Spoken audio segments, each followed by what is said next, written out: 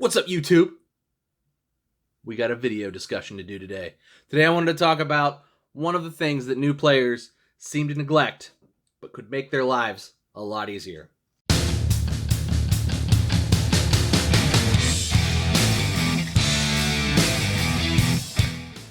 So that one thing, yo-yo string. Let me tell you a story. So, I go to Yo-Yo Club. I need to start going more. Sorry, Kai. It's just been really busy. The kids are doing things. Anyway, going to Yo-Yo Club. We get a lot of kids, a lot of new yo-yo players come through. Every one of them that ever hands me their yo-yo hands me a yo-yo with a gross string. It's all twisted up, and it's very, the tension's all, it's usually, I don't know how new players do this, but they somehow unwind their tension, so their string tension looks terrible. Looks very unwound and like the yo-yo's ready to fall off the string.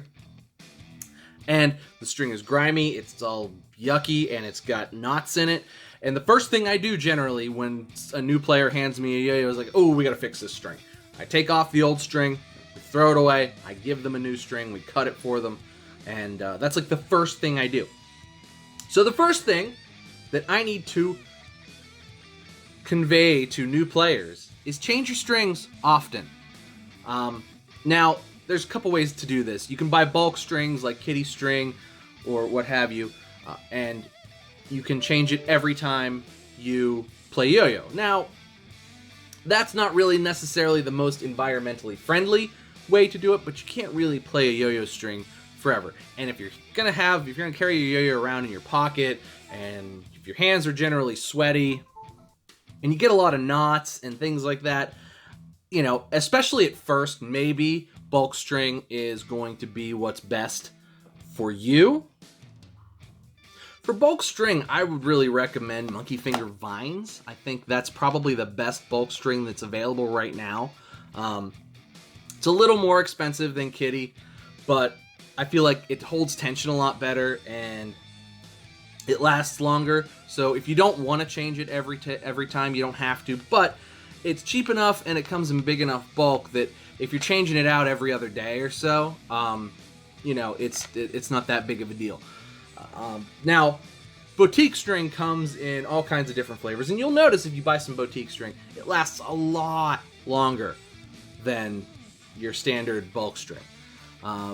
Like I said, Monkey Finger Vines are a little bit better than kitty string and what have you, but like, let's say hypothetically, Zipline versus a 10-pack of kitty string. I would say it would probably take me, I would go through that 10-pack of kitty string before I would go through 2 Zipline strings. They're just higher quality, they hold tension better, and they're just better. Now, dirt is not necessarily something you can stop, so if you're very sweaty, if you have dirty hands a lot, I mean, strings, regardless of who made them and how much they cost, are going to get dirty. You can wash boutique string. I don't really do that. It comes back okay, especially if it's just dirty, not necessarily like worn out. But even boutique string, especially the 100% polyester boutique string, will wear out eventually. Now, like I said, 2 Zipline strings would last me longer than 10 kitty strings, but to each his own. And I've been playing long enough now that I know how to sort of manage my string tension, so I'm not necessarily screwing up the tension of the string or the torsion of the string and then putting it away only to, you know, have it get stuck, untwisted, wrapped up for a few hours or a few days or whatever. So my Zipline strings tend to last me a little bit longer just because I'm not putting them through any sort of torsion stress by putting them away without neutral tension. Like, so this was in my case, but as you see, tension pretty neutral. Anyway. So, tension pretty neutral on this. It's not all twisted up. It didn't like real fast, and this probably almost needs changed. Anyway, the other thing that new players need to learn is how to adjust their string tension. And I'm going to go ahead and show you guys a couple ways that I like to do it. This is not in any way a tutorial, but there are good tutorials out there that I'll link down in the description for how to do all of these, but this is just, I'm going to show you how I do it. Okay, so the first way and the easiest way to manage your string tension, I think, is just to check it first. So check it often. So you can see, I just twisted it up a little bit. I threw it and cut it back. See, mine's a little bit, I got a little bit of tension there. The way that I think is the easiest for me is the Sidewinder. Now, the Sidewinder is one of the first things you learn, like, with a responsive yo-yo. But you can definitely do it with an unresponsive yo-yo as well. So, to release tension, if you're right-handed and you're throwing right-handed, you're going to Sidewinder it out to the right. To increase tension, to the left. So, show you first. Don't throw it too hard. So I've got it, get a little front mount, and then I'm going to take my hand and kind of pull it back this way. And that's a Sidewinder. Show you the way to increase tension as well. It's the same way, same thing, but instead I'm going to pull my hand this way. Doesn't have to look perfect. The trick is for it to go.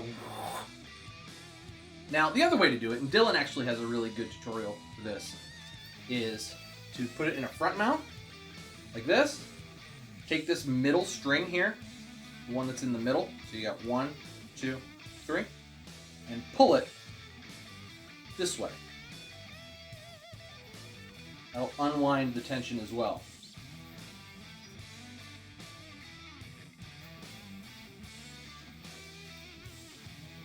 And then you've got good string tension to do stuff like whips, slacks, etc.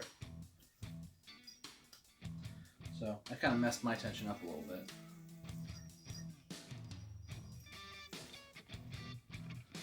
The other way to do it is sort of a similar Sidewinder way, but it's just sort of mini adjustments. So I'm going to show you from here.